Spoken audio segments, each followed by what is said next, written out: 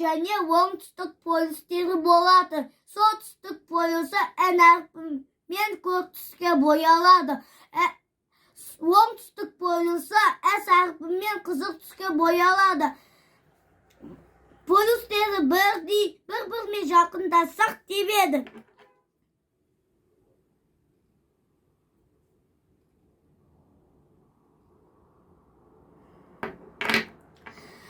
Полюстері әртүрлі бір-біріне жақындатсақ тартады.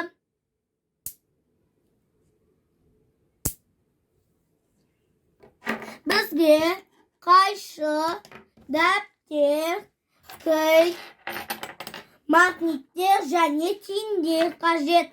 Біз бірінші магнитті қайшына үйкейміз. Енді тиынға жабыстырамыз.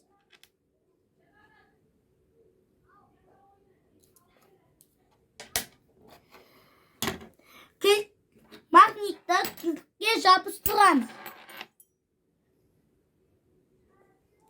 Мына кілттің құрамында темір көп. Енді біз дәптерге бірінші бетіне тиынды қоямыз. Екінші бетіне магнитті жабыстырамыз.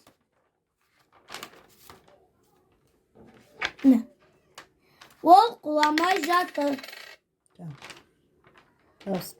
Жабысып тұр тиын. Енді біз магнитті бір партаның астына қоямыз. Екінші магнитті партаның үстіне қоямыз. Міне.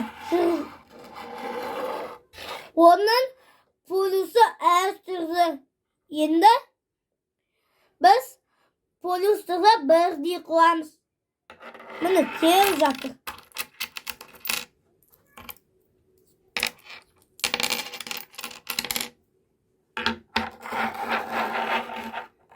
Міне тең жатыр.